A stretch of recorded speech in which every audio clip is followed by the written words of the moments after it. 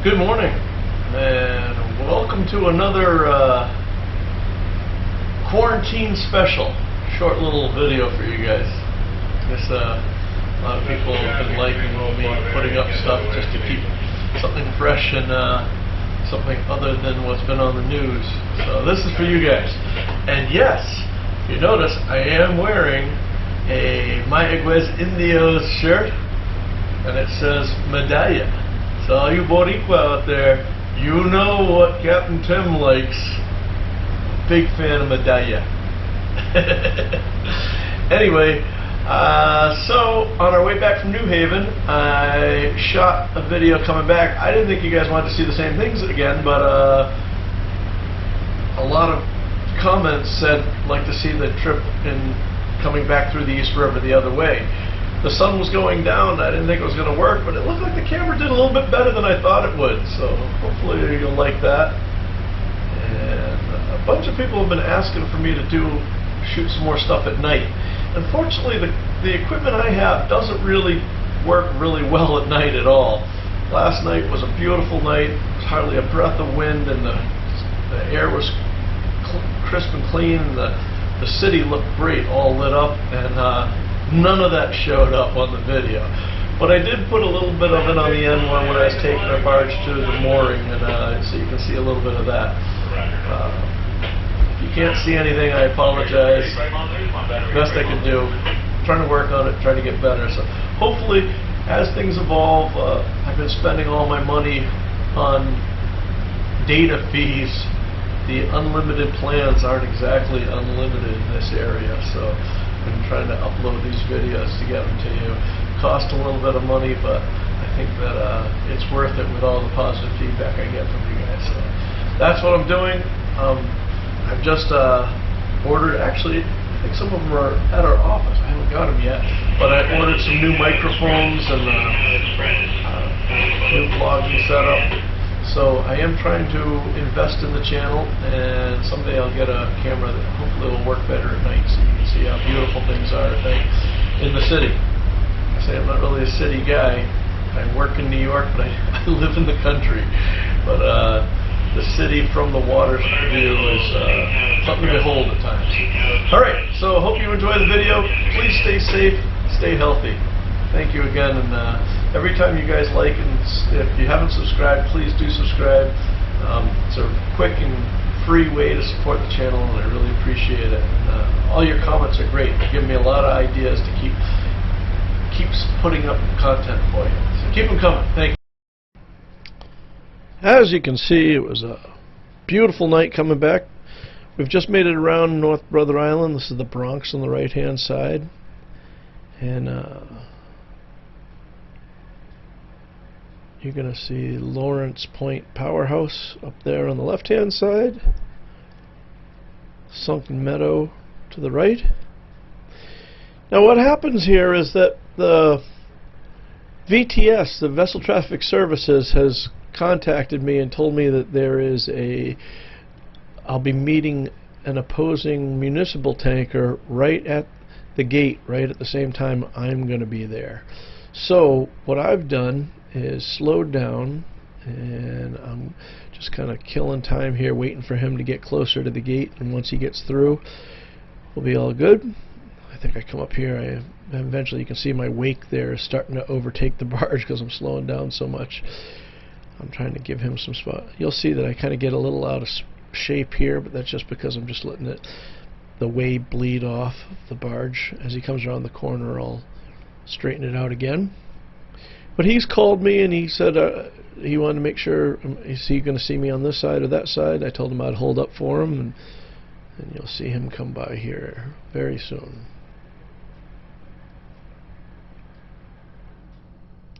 They say this job is hours of boredom and moments of sheer terror. Hopefully we won't see any sheer terror going to the gate, but all right, here he comes. He's coming through now.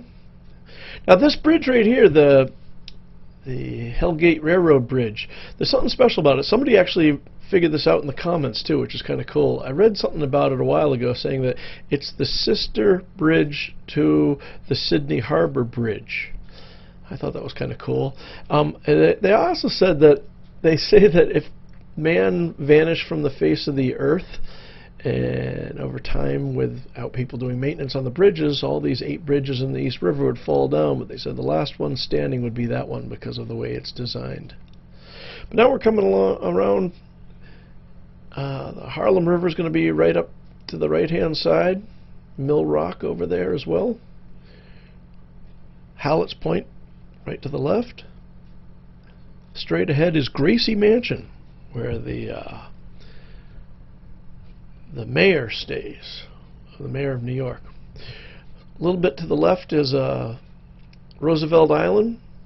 Somebody else in the comment was asking if commercial traffic ever goes on that side of the Roosevelt Island. And I'm not aware that any does. There used to be some underwater turbine. There's an underwater turbine installation. I remember 15 years ago I was doing manual chart corrections and I had to put all that in. I never saw them because I never been over there. And then there's a bridge that's in the way and that sort of stuff. I'm sure people have done it, but you can comment if you've been on that side. Write me a little comment. Tell me all about it. Now, if you look on the right-hand side, we're coming down the FDR, and you can see the cars there. Obviously, this is sped up, but that is something that you'd hardly ever see in New York. Usually, it's just back-to-back, bumper-to-bumper.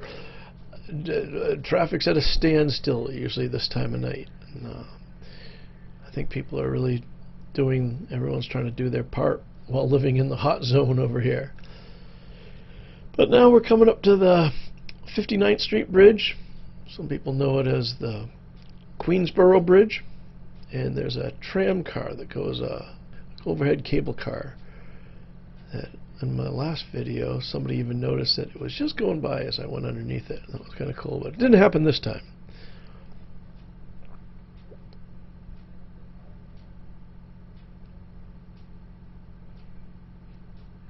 Now as we approach the end of Roosevelt Island, you'll see the United Nations on the right-hand side this time. Big, long, skinny building up there. Not the tall one, that one that's just coming into frame right now. That's a better shot of it right now.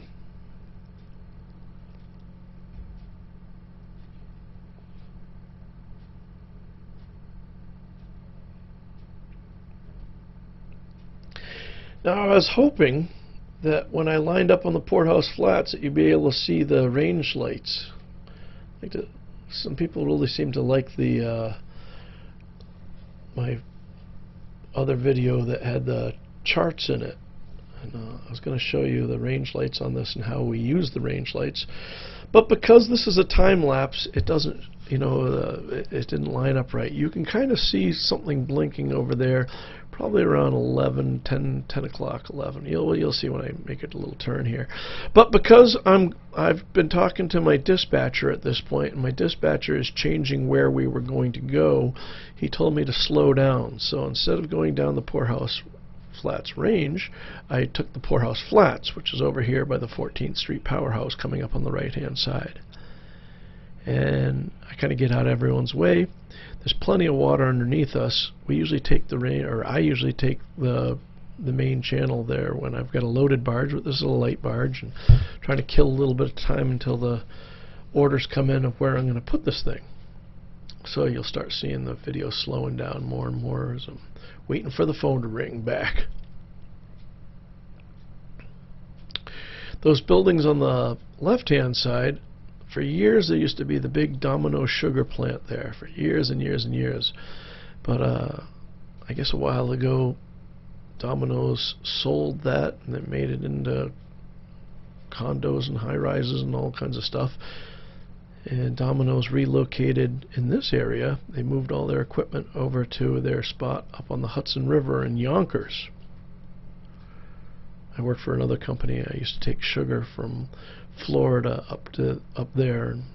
I have a bee allergy. I don't think I'm allergic to honeybees, but it was always funny. We'd go over there and there were covers on the barges, and you'd open the covers and just thousands and thousands of bees would come out. Remember, I'm like, yeah, you know what? I think maybe I should go back on the boat. But you can see the light is fading here, and still kind of gives some pretty cool colors. Hoping someday I'll have a camera where I'll be able to shoot this type of thing where you can see as much as you can now, but when it's completely dark. So you can see the sky there in the west is still bright, so that's what I'm getting. Coming around Collier's Hook over here, and the Brooklyn Navy Yard on the left-hand side. It's an interesting place. They have these really old graving docks. And graving docks are dry docks that are permanently cut into the ground, and they plug them up, or they plug up the hole and they pump all the water out. And instead of lifting the ship out of water, they actually lift the water out away from the ship. But some of the best stonework I've ever seen in the United States. You know, you see this beautiful stonework over in Europe. Some of the best stonework are in those stupid graving docks. I've been amazed at that. But anyway, now we're lining up, and I think I'm talking to the Evelyn Cutler, another tug that's coming this way. Kind of holding. I don't need to hold up. There's plenty of room over here, but like I say, I'm still waiting for the phone to ring.